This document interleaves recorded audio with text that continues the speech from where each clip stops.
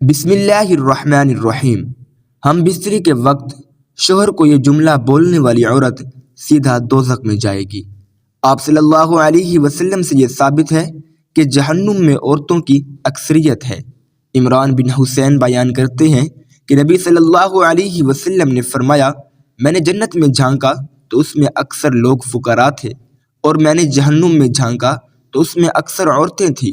اور اس کے ثواب کے متعلق نبی صلی اللہ علیہ وسلم سے پوچھا گیا تو آپ نے وہ بھی بیان فرمایا کہ عبداللہ بن عباس رضی اللہ تعالی عنہما بیان کرتے ہیں، ابو سعید خدری رضی اللہ تعالی عنہ بیان کرتے ہیں کہ نبی صلی اللہ علیہ وسلم عید الاضحیٰ یا عید الفطر کے لیے عید گاہ کی طرف نکلے تو عورتوں کے پاس سے گزرے تو فرمانے لگے، اے عورتوں کی جماعت، صدقہ و خیرات کیا کرو، بے شک مجھے دکھایا گیا ہے کہ تمہاری جہنم میں اکثریت ہے۔ تو وہ کہنے لگی، اے اللہ کی رسول صلی اللہ علیہ وسلم، وہ کیوں؟ تو نبی صلی اللہ علیہ وسلم نے فرمایا، تم گالی گلوچ بہت زیادہ کرتی ہو اور خاوند کی نافرمانی کرتی ہو۔ میں نے دین اور عقل میں ناقص تم سے زیادہ کوئی نہیں دیکھا۔ تم میں سے کوئی ایک اچھے بھلے شخص کی عقل خراب کر دیتی ہے۔ وہ کہنے لگی، اے اللہ کے رسول صلی اللہ علیہ وسلم، تو ہمارے دین اور ہماری عقل میں نقص کیا ہے؟ نبی صلی اللہ علیہ وسلم نے فرمایا، کیا عورت کی گواہی نفس مرد کے برابر نہیں؟ تو وہ کہنے لگی، کیوں نہیں؟ تو نبی صلی اللہ علیہ وسلم نے فرمایا، یہ اس کی عقل کا نقصان ہے۔ کیا جب کسی کو حیض آئے وہ نماز اور روزہ نہیں چھوڑتی؟ تو وہ کہنے لگی، کیوں نہیں؟ تو نبی صلی اللہ علیہ وسلم نے فرمایا، یہ اس کے دین کا نقصان ہے۔ سیدنا انس بن مالک رضی اللہ تعالی عنہ سے روایت ہے کہ نبی کریم صلی اللہ علیہ وسلم نے فرمایا، کسی بشر کے لیے اجازت نہیں کہ وہ دوسرے بشر کو سجدہ کرے۔ اگر ایک انسان کا دوسرے انسان کو سجدہ کرنا مناسب ہوتا تو میں عورتوں کو حکم دیتا کہ وہ اپنے خاوند کو سجدہ کریں، کیونکہ اس پر اس کے خاوند کا بہت بڑا حق ہے۔ اس ذات کی قسم جس کے ہاتھ میں میری جان ہے، اگر خاوند کو پاؤں سے لے کر سر کی مانگ تک پھوڑا نکل آئے اور اس سے لہو اور پیپ بہنا شروع ہو جائے اور اس کی بیوی آ کر اسے چاٹنا شروع کر دے تو پھر بھی وہ اپنے خاوند کا حق ادا نہیں کر سکے گی۔ رسول اللہ صلی اللہ علیہ وسلم کے زمانے میں آپ صلی اللہ علیہ وسلم کے صاحبزادے حضرت ابراہیم رضی اللہ تعالی عنہ کے انتقال کے بعد سورج گرہن ہو گیا۔ اس زمانے میں لوگوں کا خیال یہ تھا کہ سورج گرہن کسی بڑے آدمی کی وفات یا پیدائش کی وجہ سے ہوتا ہے، جیسا کہ ابھی آپ صلی اللہ علیہ وسلم کے بیٹے کی وفات پر ہوا تو آپ صلی اللہ علیہ وسلم نے اس عقیدے کی نفی فرمائی۔ حضرت ابو ہریرہ حضرت ابو موسیٰ رضی اللہ تعالی عنہ سے روایت کرتے ہیں کہ انہوں نے بیان کیا کہ سورج گرہن ہوا تو نبی صلی اللہ علیہ وسلم اس طرح گھبرائے ہوئے کھڑے ہوئے جیسے قیامت آ گئی۔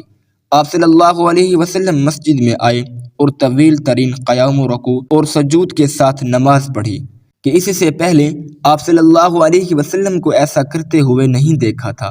اور آپ صلی اللہ علیہ وسلم نے فرمایا کہ یہ نشانیاں ہیں جو اللہ بزرگ و برتر بھیجتا ہے، یہ کسی کی موت اور حیات کے سبب سے نہیں ہوتا، بلکہ اللہ تعالی اس کے ذریعے اپنے بندوں کو ڈراتا ہے۔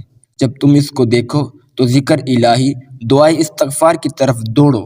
لہذا چاند گرہن اور سورج گرہن کے وقت ہمیں تعلیمات نبویہ کے مطابق اللہ کی طرف متوجہ ہو کر نماز، دعا اور استغفار میں مشغول ہونا چاہیے۔ پھر آپ نے فرمایا، بلا شبہ سورج اور چاند اللہ تعالیٰ کی دو نشانیاں ہیں، انہیں کسی کی موت و حیات کی وجہ سے گرہن نہیں لگتا، لہذا جب تم یہ صورتحال دیکھو تو اللہ تعالیٰ کو یاد کیا کرو۔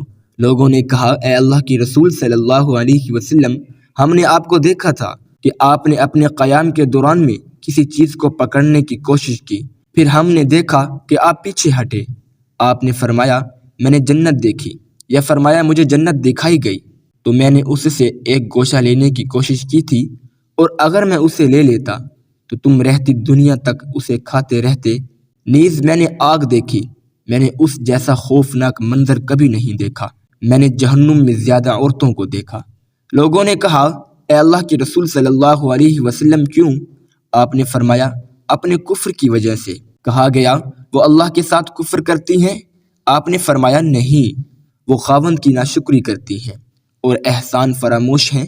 اگر تو ان میں سے کسی کے ساتھ ساری زندگی حسن سلوک کرے، پھر وہ تجھ سے کوئی ناگوار چیز دیکھے تو کہے گی میں نے تجھ سے کبھی کوئی اچھا سلوک نہیں دیکھا۔ یہ ہے وہ جملہ جس جملے کو شوہر سے بولنے والی عورت جہنم میں جائے گی۔ طلاق کا شمار اللہ تعالیٰ کے بڑے ناپسندیدہ کاموں میں سے ہے۔